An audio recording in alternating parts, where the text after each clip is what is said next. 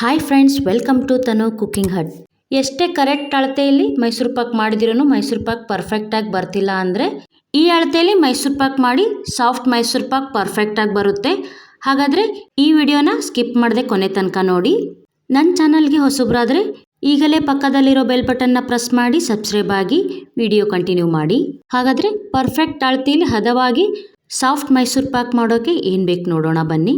ಕಡಲೆ ಹಿಟ್ಟು, ನೀರು, ಸಕ್ಕರೆ ಹಾಗೂ ಎಣ್ಣೆ. ನೀವಿಲ್ಲಿ ಎಣ್ಣೆ ಬದಲು ತುಪ್ಪ ಬಳಸಬಹುದು ಅಥವಾ ಅರ್ಧ ತುಪ್ಪ ಅರ್ಧ ಎಣ್ಣೆ ಸಹ ಬಳಸಬಹುದು. ಮೊದಲು ಒಂದು ಪಾತ್ರೆಗೆ ಅಥವಾ ತಟ್ಟೆಗೆ ಹೀಗೆ ಎಣ್ಣೆ ಅಥವಾ ತುಪ್ಪನ ಗ್ರೀಸ್ ಮಾಡಿಡಬೇಕು.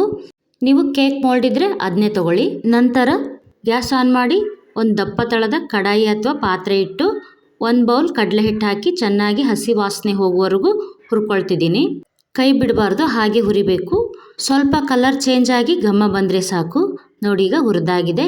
ಇದನ್ನು ಈಗ ಒಂದು ಮಿಕ್ಸಿಂಗ್ ಬೌಲ್ಗೆ ಹಾಕೊಳ್ತಿದ್ದೀನಿ. 1 ಬೌಲ್ ಕಡಲೆ ಹಿಟ್ಟು ಅಳತೆಗೆ 2 ಬೌಲ್ ಎಣ್ಣೆ ಅಥವಾ ತುಪ್ಪ ತಗೋಬೇಕು. ನಾನಿಲ್ಲಿ ಮೊದಲು 1 ಬೌಲ್ ಎಣ್ಣೆನ ಹಿಟ್ಟಿಗೆ ಹಾಕಿ ಮಿಕ್ಸ್ ಮಾಡ್ಕೊಳ್ತಿದ್ದೀನಿ. ಡೈರೆಕ್ಟ್ ಸಕ್ಕರೆ ಪಾಕಕ್ಕೆ ಹಿಟ್ಟು ಹಾಕಿ ಮಿಕ್ಸ್ ಮಾಡಿದರೆ ಗಂಟಾಗುತ್ತೆ.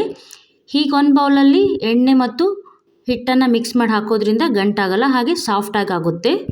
ಈಗ ಈ ಮಿಕ್ಸ್ನ ಪಕ್ಕಕ್ಕಿಟ್ಟು ಅದೇ ಕಡಾಯಿಗೆ 2 ಬೌಲ್ ಸಕ್ಕರೆ ಹಾಕ್ತಿದ್ದೀನಿ. 2 ಬೌಲ್ ಸಕ್ಕರೆಗೆ 1 ಬೌಲ್ ನೀರು ಹಾಕಿ ಚೆನ್ನಾಗಿ ಎಳೆ ಪಾಕ ಬರುವವರೆಗೂ ಕಾಸ್ಕೊಳ್ಬೇಕು. ನೋಡಿ, ಈಗ ಸಕ್ಕರೆ ಕರಗಿ ಕುದೀತಿದೆ. ಈಗ ಪಾಕ ಬರುವವರೆಗೂ ಹೀಗೆ ಕೈ ಆಡಿಸ್ತಾನೆ ಇರಬೇಕು. ಕೈ ಆಡಿಸ್ತಿರುವಾಗ ಗೊತ್ತಾಗುತ್ತೆ, ಕೈಗೆ ಸ್ವಲ್ಪ ಗಟ್ಟಿಯಾಗಿ ಅನಿಸುತ್ತೆ. ಆ ಹಂತದವರೆಗೂ ಕುದಿಸ್ಬೇಕು. ನೋಡಿ, ಈಗ ಪಾಕ ಬಂದಿದೆ. ಈ ಥರ ಕೈಲಿ ಅದ್ದಿ ಪ್ರೆಸ್ ಮಾಡಿ ತೆಗೆದ್ರೆ ಎಳೆಯಾಗಿ ಬರುತ್ತೆ. ನೋಡಿ, ಈಗ ಒಂದೆಳೆ ಪಾಕ ಬಂದಿದೆ. ಈಗ ಮಿಕ್ಸ್ ಮಾಡಿದ ಕಡಲೆ ಹಿಟ್ಟು ಮತ್ತು ಎಣ್ಣೆನ ಇದಕ್ಕೆ ಹಾಕಿ ಮಿಕ್ಸ್ ಮಾಡ್ತಾನೆ ಇರಬೇಕು. ಕೈ ಬಿಟ್ಟು ಹಾಕಬಾರ್ದು, ಹೀಗೆ ಮಿಕ್ಸ್ ಮಾಡ್ತಾನೆ ಹಾಕಬೇಕು. ಕುದಿತಾ ಕಡಲೆ ಹಿಟ್ಟು ಎಣ್ಣೆ ಮತ್ತು ಸಕ್ಕರೆನ ಹೀರಿ ಗಟ್ಟಿಯಾಗುತ್ತೆ. ಆ ಹಂತದಲ್ಲಿ ಮತ್ತೊಂದು ಬೌಲ್ ಎಣ್ಣೆನ ಹಾಕಬೇಕು. ಒಂದೇ ಸಾರಿ ಎಲ್ಲ ಎಣ್ಣೆನ ಹಾಕಬಾರ್ದು. ಕುದ್ದು ಗಟ್ಟಿ ಅನ್ನಿಸಿದಾಗ ಸ್ವಲ್ಪ ಸ್ವಲ್ಪನೇ ಹಾಕಿ ಕೈ ಆಡಿಸ್ಬೇಕು. ಮತ್ತೊಂದು ಬಾರಿ ಅಳತೆ ಹೇಳ್ತಿದ್ದೀನಿ, ನೋಟ್ ಮಾಡ್ಕೊಳ್ಳಿ. 1 ಬೌಲ್ ಕಡಲೆ ಹಿಟ್ಟಿಗೆ 2 ಬೌಲ್ ಎಣ್ಣೆ, 2 ಬೌಲ್ ಸಕ್ಕರೆ, ಪಾಕಕ್ಕೆ 1 ಬೌಲ್ ನೀರು ಹಾಕಿ ಪಾಕ ಮಾಡ್ಕೊಳ್ಬೇಕು. ನೀವು ಯಾವ ಬೌಲಲ್ಲಿ ಕಡಲೆ ಹಿಟ್ಟು ಅಳತೆ ತಗೊತೀರಾ ಅದೇ ಬೌಲಲ್ಲಿ ಎಣ್ಣೆ, ಸಕ್ಕರೆ, ನೀರನ್ನು ಅಳತೆ ತಗೋಬೇಕು. ಈಗ ಎಣ್ಣೆ ಹೀರಿದೆ, ಮತ್ತಷ್ಟು ಎಣ್ಣೆ ಹಾಕಿ ಕೈ ಆಡಿಸ್ತಿದ್ದೀನಿ. ನೋಡಿ, ಈ ಥರ ಬಿಡದ ಹಾಗೆ ಕೈ ಆಡಿಸ್ತಾನೆ ಇರಬೇಕು. ಈಗ ಮತ್ತೆ ಗಟ್ಟಿಯಾಗಿದೆ, ಇನ್ನಷ್ಟು ಎಣ್ಣೆ ಹಾಕಿ ಮತ್ತೆ ಕೈ ಆಡಿಸ್ತಿದ್ದೀನಿ. ಯಾವುದೇ ಕಾರಣಕ್ಕೂ ಅಳತೆ ಮಿಸ್ ಮಾಡಬಾರ್ದು. ಅಳತೆ ತಪ್ಪಿದರೆ ಪರ್ಫೆಕ್ಟಾಗಿ ಮೈಸೂರು ಪಾಕ್ ಹದ ಬರುವುದಿಲ್ಲ. ಮತ್ತಷ್ಟು ಗಟ್ಟಿಯಾಗಿದೆ. ಈಗ ಮಿಕ್ಕಿರುವ ಎಣ್ಣೆ ಸಹ ಹಾಕಿ ಕೈ ಆಡಿಸ್ತಿದ್ದೀನಿ. ಕುದೀತಾ ನಮಗೆ ಗೊತ್ತಾಗುತ್ತೆ ಮೈಸೂರು ಪಾಕ್ ಘಮ ಬರುತ್ತೆ. ಹಾಗೂ ಕುದೀತಾ ಎಣ್ಣೆ ಹೀರೋದು ಬಿಟ್ಟು ಗಟ್ಟಿ ಆಗ್ತಾ ಬರುತ್ತೆ.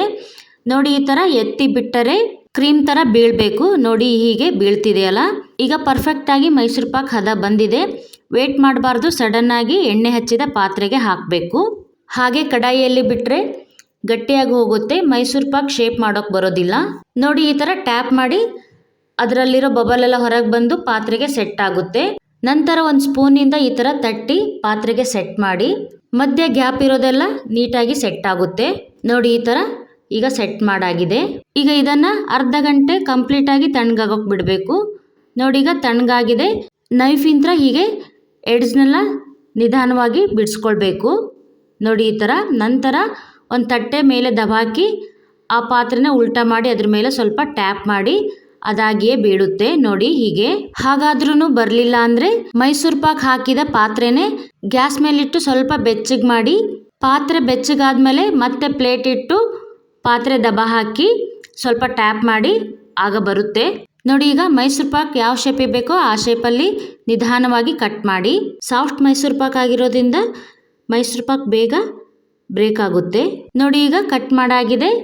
ಮೈಸೂರು ಪಾಕ್ ಪರ್ಫೆಕ್ಟಾಗಿ ರೆಡಿಯಾಗಿದೆ. ನೋಡಿ, ಶೇಪ್ ಸಹ ಎಷ್ಟು ಚೆನ್ನಾಗಿ ನೀಟಾಗಿ ಬಂದಿದೆ. ಒಂದು ಮೈಸೂರು ಪಾಕ್ನ ಮುರಿದು ತೋರಿಸ್ತಿದ್ದೀನಿ ಒಳಗಡೆ ಹೇಗಾಗಿದೆ ಅಂತ. ನೋಡಿ, ಎಷ್ಟು ಪರ್ಫೆಕ್ಟಾಗಿ ಬಂದಿದೆ ಮೈಸೂರು ಪಾಕು. ಸಾಫ್ಟಾಗಿ ಹಾಗೂ ಸ್ಮೂತಾಗಿ ಆಗಿದೆ. ಬಾಯಲ್ಲಿಟ್ಟರೆ ಹಾಗೆ ಕರಗುತ್ತೆ. ಆ ಥರ ಸಾಫ್ಟಾಗಿ ಮೈಸೂರು ಪಾಕ್ ರೆಡಿಯಾಗಿದೆ.